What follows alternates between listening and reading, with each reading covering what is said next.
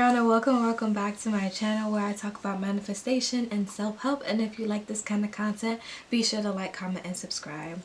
Now, today we are going to be talking about some journaling tricks to help you get the life that you want.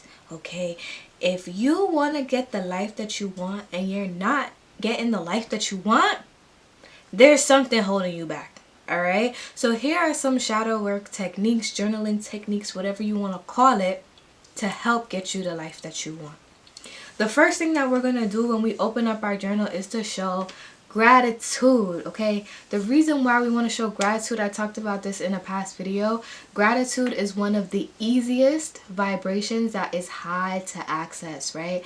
Before we even reach joy and bliss, an easy way to get there is to just say that you're grateful for the stuff that you already have. It is so hard to manifest. I'm telling you this right now. It is so hard to manifest something new if you hate your current life. If you cannot find a single thing that you like in your current life, you are not going to receive your dream life. Because the universe looks at you and like, you got all these blessings. You have all these blessings right now, and you're not even appreciating them. You're not even looking around and seeing where you can appreciate it. You're not appreciating your family or the people you have in your life. Even if the family is horrible, girl. Even if the family is horrible, we show something to show we're some kind of grateful for it. It could be that you're grateful to breathe. It could be that you're grateful to see your dance. You can be grateful to draw. There are so many things that you could find. And that's the first step, is to find gratitude. Because gratitude is an instant vibration lift. You ever say that you're grateful for something and then you automatically feel a little bit lighter? Okay, that is why gratitude is so important. The second thing that we're going to do in our journaling routine every now and then is to make sure that we are releasing some things. Right? So whenever you are in your journal, you can say that I'm grateful for X, Y, and Z, and then you can say that you release X, Y, and Z. You release the energy from today. I release the argument that I had with my boyfriend or my friend. I release the negative emotions of today. I release any insecurities. I release my family's trauma on me. I release it. It no longer affects me. I no longer have a hold on this. The reason why we're doing this is because humans are social creatures. We love to talk to other people. We love to kiki with other people. We love to hang out with other people, but all of their energy is on us. Everything that we ever been through, we have a tendency to wear on our shoulders. We have a tendency to use our traumas and identify with it so much so that we cannot let certain things go. Like, for example, this is an easy example. I grew up where I didn't get the snacks that I wanted. Okay, my brother got all my snacks. In my current relationship now, whenever my partner eats my snacks, I get an attitude. Am I 5? No, I'm not 5 anymore. And if I want my snacks, I could buy my own snacks. And whenever my partner runs out and eats the snacks, he buys me new snacks. So why am I still so pressed? Right? Because we have a tendency to wear our experiences on our shoulders. Once again, how are we going to get our dream life if we are so attached to the past and so attached to our traumas? How are we going to do that? How are we going to move forward with all this weight holding us back? So in our journals, we should start building a routine of things that we want to release, things that we want to get rid of, traumas and hurts and all of those things that we do not want to identify with anymore. The third thing that we can do in our journals is visualize. I do this every single day.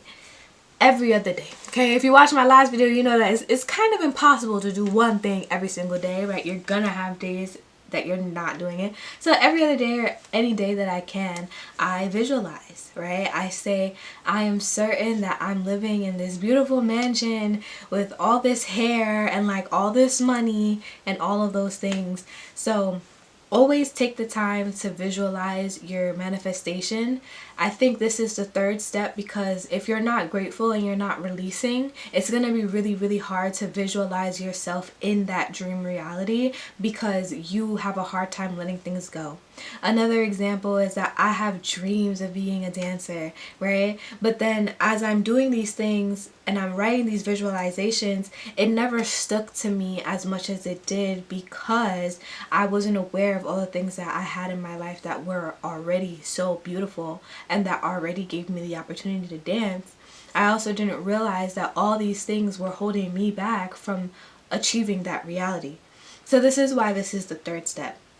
It's also really great because so many studies have shown that your brain cannot tell the difference between when you're visualizing something versus when you're actually doing it, right? So this means that you are basically preparing your body to live your dream life, right? And this visualization could be affirmations. It could be in detail. Oh my goodness, look at all these rooms in the house that I have. Look at this jackpot that I won. Look at my dream husband. He about 6'5", 7'11". He about this dark skin with the beard and all that stuff. He got this amount of money, and oh my God, universe, I'm so happy. And I think when we're visualizing, making sure that we feel happy, we feel energetic, we feel that frequency of love, so that we are able to really, really feel that we deserve it. Which brings me to my last point. A lot of us are trying to manifest love. Would we date ourselves? A lot of us want to manifest a house. Can you handle a house? A lot of us want to manifest a job. Can you let go of your current job? We want to manifest friends. Do we have space in our life for these friends? The last tip is to do our shadow work. It is to do our journaling. It is to go to our therapy. It is to do the unlearning that we so deserve, that we have to do to reach our dream life. If you think you deserve the perfect partner, when you get that partner, if you didn't do the inner work, you're going to push that partner away. I was reading The Power of the Subconscious Mind, and it was this guy who got cheated on in a previous relationship. So when he got married to this girl, he was consumed with the idea that she was going to cheat and leave. And she left. Why? Because he already said that this was going to happen, right? Same thing in another example in the book. This guy was so worried about him being fired. He even visualized himself being fired, causing him great, great distress and crying. And guess what? He was fired. He fired himself. He limited himself. He punished himself. So if you're not doing the shadow work and the journaling to unearth what is keeping you from your dream life, why are you not at your dream life? If you're more than 18 years old, I'm sure you can say, yeah, this is what happened, this is what happened, this is what happened. It happened in the past, right? Like, are we gonna keep blaming our parents? I mean, some of us can, right? But you are an adult now. Are you going to keep blaming them from reaching your dream life? You see what I'm saying?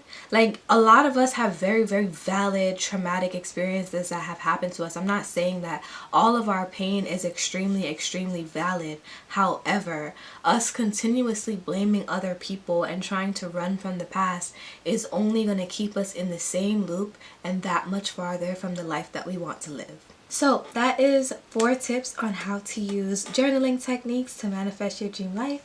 And if you like this video, make sure you like, comment, and subscribe, and I'll see you in the next one. Bye.